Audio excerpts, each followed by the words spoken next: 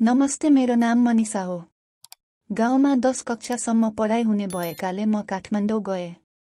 काठमाडौँमा चिनेको मान्छे कोही पनि थिएनन्, त्यसैले होस्टेलमा बसे।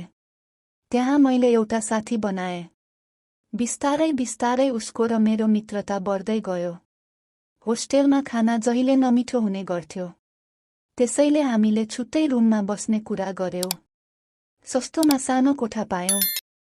ऊ म भन्दा 3 वर्ष जेठी भएको साथी भए नि दिदी भन्ने गर्थे। उसको एउटा ब्वायफ्रेन्ड छ, म भन्दा 6 वर्षले जेठो छ। ऊ धेरै जसो ब्वायफ्रेन्डलाई भेट्न जाने गर्थी, कहिले कोठामा पनि ल्याउने गर्थी। तर म भएको कारणले त्यहाँ बस्न दिँदैनथे।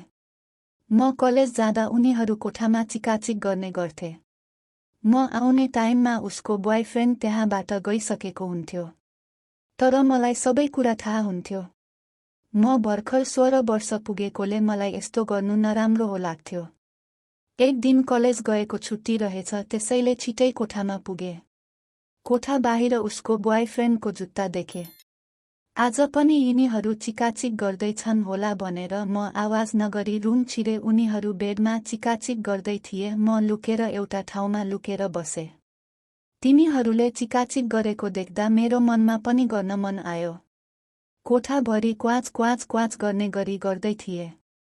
उसको ब्वायफ्रेन्डको भाइ निकै कालो र लामो र ठुलो थियो। साथीको पनि योनी निकै ठुलो थियो। दुधका मुन्टाहरू पनि निकै ठुलो थिए। ऊ साथीलाई डगी स्टाइलमा गरिरहेको थियो। यो सब देख्दा मेरो योनीबाट पानी आएको थियो। 5-6 वटा कन्डम फेर्ने गरेर गर्यो। करिब 1 घण्टासम्म गरेपछि उनीहरू बाथरुम छिरे।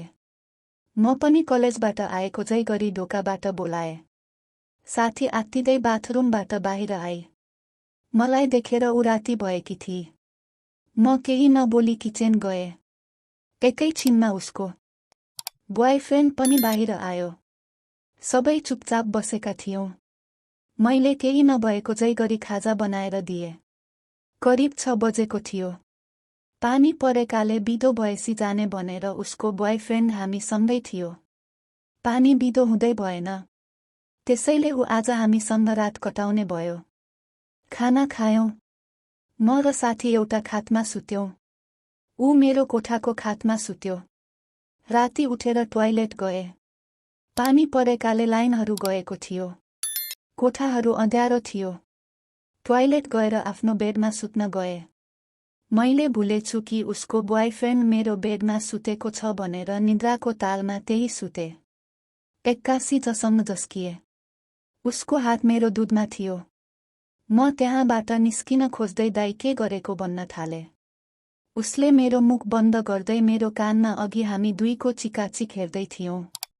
आफ्नो योनीमा सर्दै थियौं। हैन, मलाई थाहा छ तिमीलाई पनि चाहिएको छ। म त्यहाँबाट फुस्किन खोजे तर सकिन।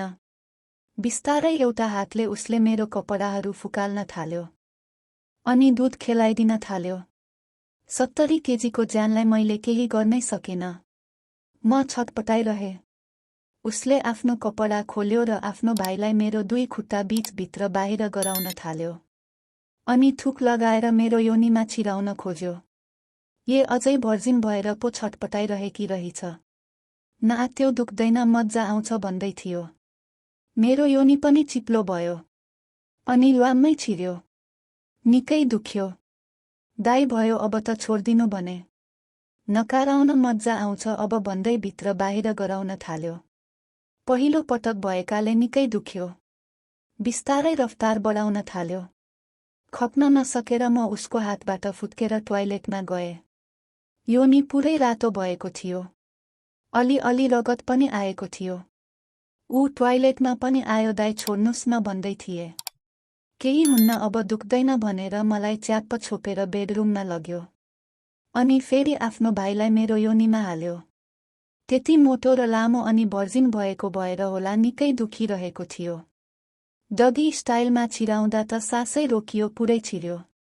एकैछिनपछि उसको भाइले पानी झार्यो। म आत्तिँदै साथी सुतेको बेडमा गए। आफ्नो योनी दुखिरहेको थियो। त्यो रात बल्ल बल्ल सुते। शनिबारको दिन भएकाले निकै बेरसम्म सुते। उठ्दा अझै पनि दुखिरहेको थियो। साथी किचनमा थिए। ऊ म कहाँ आएर मज्जा आयो भनेर सोध्दै थियो। म केही नबोली टोयलेट गए। शरीरमा रगतहरू थियो त्यसैले नुहाए। खाजा खाएर म पढ्न बसे। उसको ब्वायफ्रेन्ड पनि आफ्नो घर गयो।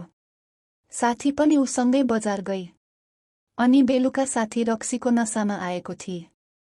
साथमा उसको ब्वायफ्रेन्ड पनि थियो। साथीलाई बेडमा सुताएर म कहाँ आयो। अनि मलाई च्याप्प समातेर किस गर्न थाल्यो। दाइ छोड्नुस् भन्न थाले। तिमी पनि कति छोड्नुस् गरेको भन्दै मेरो कपडा फुकालेर नग्न बनायो र आफ्नो कपडा फुकालेर मेरो योनीमा छिरायो। हिजोको भन्दा आज खासै दुखेन। झन दुखेको घाउलाई खेलाएझै मज्जा आयो। एकैछिनमा भाइले पानी फाल्न थाल्यो। अब त भयो होला भनेर म उम्किन खोजे। तर उसले नाइ भन्दै फेरि छिरायो। मलाई किन हो किन आनन्द आउँदै थियो। त्यो दिन 2 घण्टा गर्यो। अर्को दिन म कलेज गए। आउँदा दुवैजना थिए। साथीले अबदेखि ऊ पनि साइडको कोठामा बस्ने भनेको छ भन्यो।